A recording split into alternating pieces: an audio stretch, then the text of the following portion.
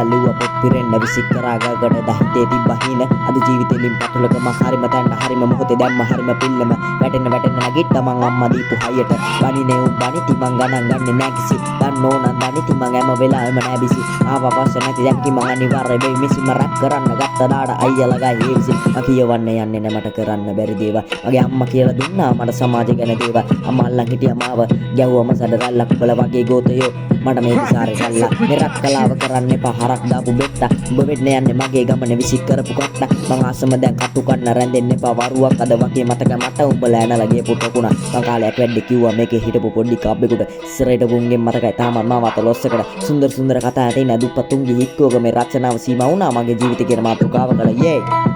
let's go